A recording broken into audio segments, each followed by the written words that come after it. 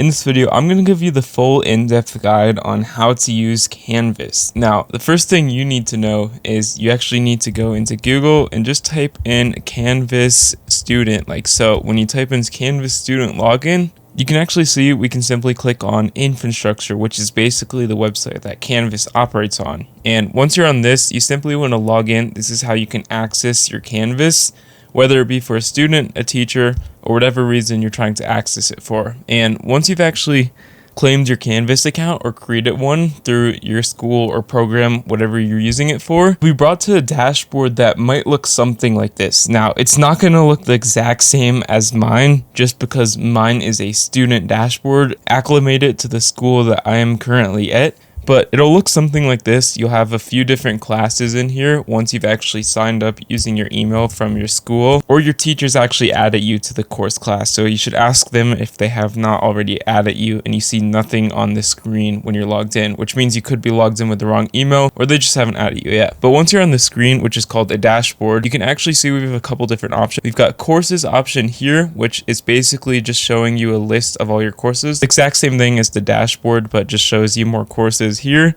Calendar, which is basically a built-in calendar where you can actually add events or view different due date assignments for different classes. You can see right here I have it sorted by this one class only, but you can actually uncheck it right here if you want to not see those assignments for that class and just see the assignments for another class like so. And if you want to go in more in depth for the calendar, you can click on week and actually see the different times and different days assignments are due. And even agenda, which is basically just a list, a chronological list of events and dates that are due on your Canvas calendar for certain courses. And they'll just all be right here. It's not just one course in particular. And the next thing is actually called inbox, which is basically your email. Now, when it comes to inbox, you cannot send emails elsewhere, like outside of your school. Like if I wanted to send an email to my Gmail email account, not the one associated with my school, I could not do that. It's very limited to the amount of people that are in your school. If we click on compose a new message up here, you can actually see you can choose a different course that you want to send it to. Let's just say I want to change it to this course right here. Just send a message to this course. You can actually choose the names and it will list you only the names that are actually in this course right here, as well as only the students that are in this course right here if you want to send an email. So you cannot send an email to elsewhere if you selected a course. You can see if I tried to search something, nothing will come up when I tried to type in a random email or random name. You cannot do that through Canvas. You can only send to the people that are actually like in the system in a way, that are on like the Canvas dashboard and etc. And once you do that, you can just write the normal email like this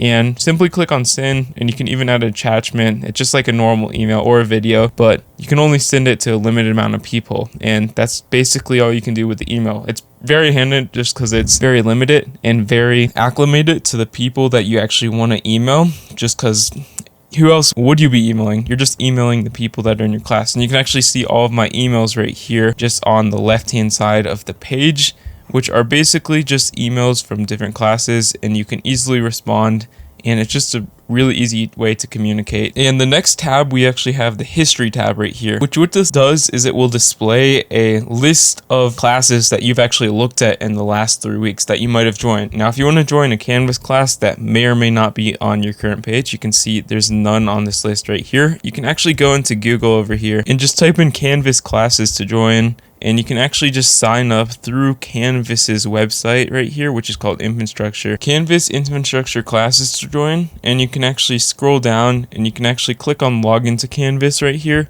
And you can actually, when you log in right here, you can see in the top right hand corner, after you log in, there will be a browse courses option, which you can actually join any of these courses in addition to the ones that you're currently in, and they'll basically just show up on your history right there if you do want to join them or not. But once you've done that, you can actually go into the search option, which is basically just a Google search thing for the entire Canvas, including the assignments, classes, and just other things in general that are on Canvas, whether it be emails or etc. Like if I wanted to type in property, which is an assignment that I am actually doing in one of my classes, you can actually see it'll show you all of the words that have assignments associated with that word right here, and it'll even show you multiple pages. It's just a really easy and quick way to find things if you're looking for a certain assignment or certain term in specific. And when it comes to the help option, it's basically just help and support. You can basically report problems, get Canvas hotline, and just see other notes in general on this page right here. Now, basically what it is it just help. Typically, you don't need that. I've never used that, to be honest, but it's another nice resource to have. And if we want to go into our dashboard again and just look at our individual classes, you can see on the right-hand side of the screen, we have all these classes that you can actually view the due dates for. But if you want to click on one of these classes right here, for example, you can actually go in and see